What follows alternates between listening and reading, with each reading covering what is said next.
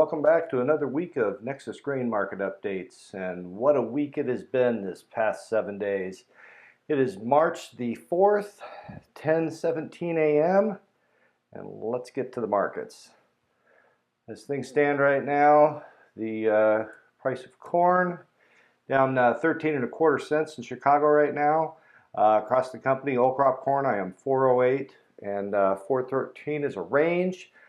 New crop corn right now 404. Soybeans 919 to 922 is a range. New crop soybeans 926 to 931. Obviously the market has taken a big plunge in the past week. The good news is new crop isn't down nearly as much as old crop.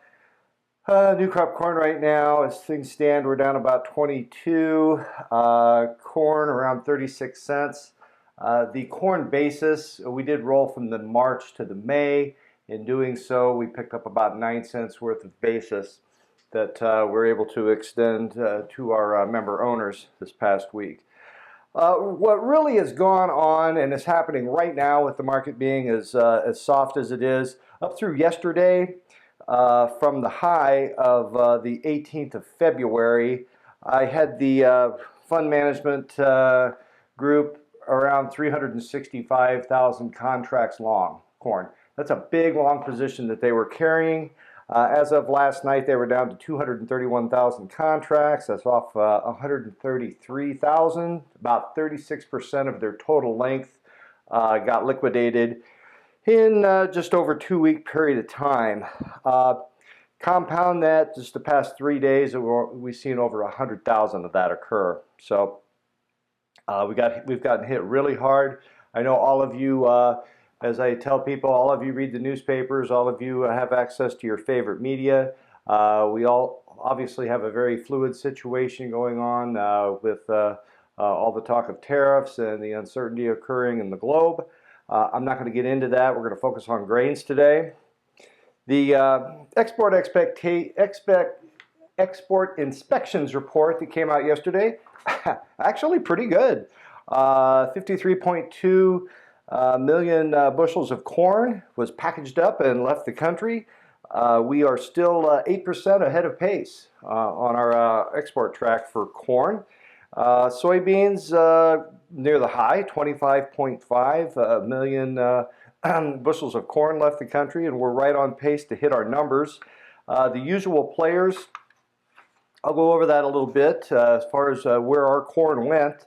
Again, number 1, Mexico. Number 2, Japan. Number 3, Colombia. Soybeans, go over those players. Number 1, China. Number 2, Mexico. And number 3, Egypt. As things stand for this particular marketing year to date, one thing that I like about China is when they buy beans, they take them. I'm going to get into our sales report here in just a minute, but we're not carrying a lot of paper on the books right now for China. The rest of the players, there's still a considerable amount of unknown sales of corn. I still believe that's Mexico, but that'll be yet to be determined. As far as the macro side of things, I don't touch on that a lot because we've seen such a liquidation of everything. We've seen a liquidation in commodities, we've seen a liquidation in currencies, we've seen a liquidation in stocks, in equities.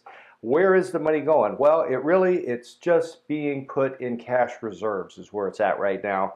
I was looking at our U.S. dollar index. Our U.S. dollar index is down 2 whole points over the past 2 days. Very, very strong correction and what looked like it was a pretty good move. Since last October, we are up considerably.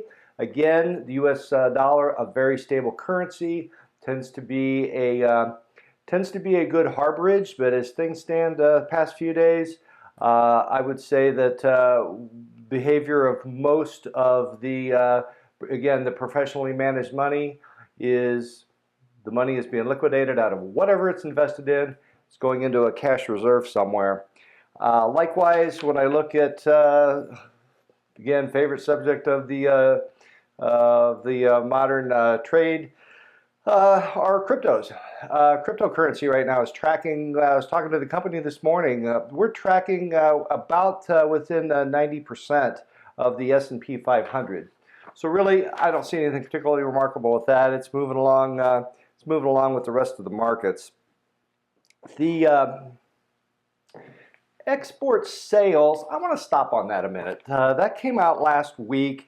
As things are right now, we are halfway through our export season. We have 26 weeks remaining in our export season, and let's just kind of go over what I would call the report card. This would be a midterm grade.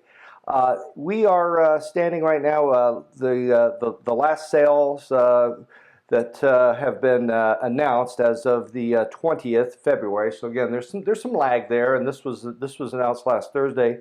Still, the numbers aren't looking too bad. 31.3 million bushels of corn, and that's right in the middle of the trade range. 15 million bushels of soybeans, pretty well towards the top. Again, corn sales are tracking 8% ahead of USDA, the WASDE estimate. Soybeans are right on track. They're showing about 3%, and that's not real remarkable. I do want to go over our customer base. I think it is important for all of our customers to know just where our grain goes when it leaves the country. I will remind you that as export is right now, and this was mentioned last week in our Ag Summit, the greatest amount of corn consumed in the U.S. is consumed right here in the U.S. Into our feed sector, our food sector, and our fuel sector. Those are the three greatest components of our corn demand. They're used right here domestically. Thing about those components is they're maxed out. If we're going to grow, we have to ship abroad or use more domestically.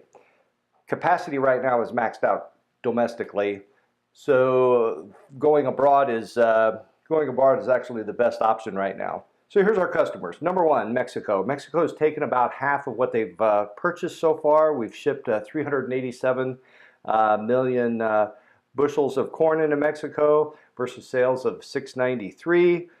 The list goes down pretty fast. Number two, Japan. Number three is unknown. That's still lingering out there. 221 million bushels of corn sold to unknown. I've talked to three different analysts, and I share opinions with none of them. My personal opinion is I think that most of this is probably going to end up going to Mexico. Really, at the end of the day, it just makes the most sense economically. I'm going to switch over to soybeans. I made reference to China earlier. China has shipped 712 million. We have shipped rather 712 million bushels to China versus sales of 769.8. As I mentioned earlier in the recording, when China buys it, China takes it. It doesn't stay on the desk as paper. They buy it, they take it home, they pay for it.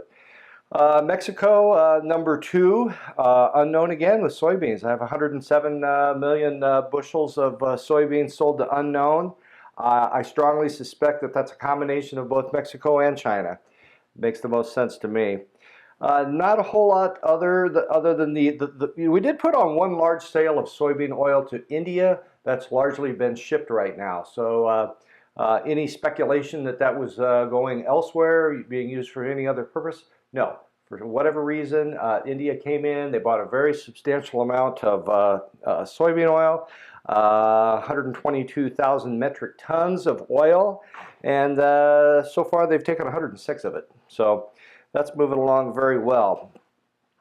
The rest of the story, I did furnish the company with planting dates for the corn and soybeans across the United States.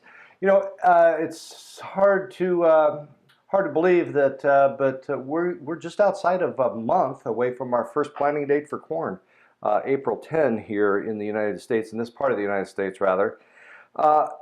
What are our planting intentions? We're going to know that at the end of this month. I'm not going to dwell on that. That's been pretty well hashed and rehashed.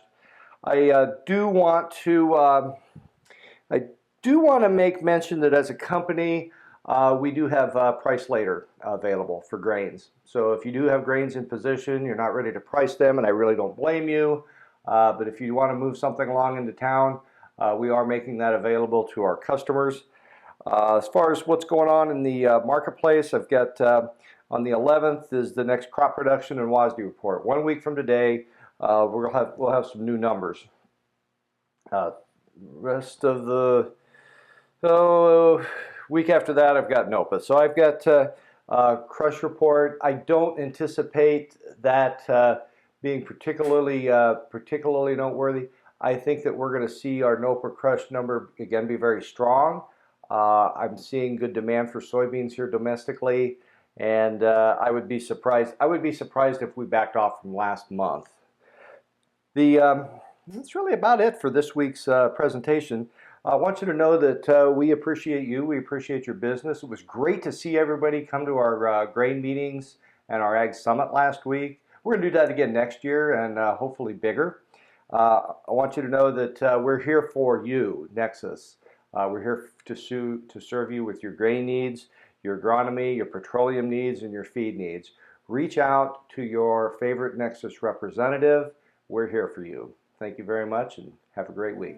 Goodbye now.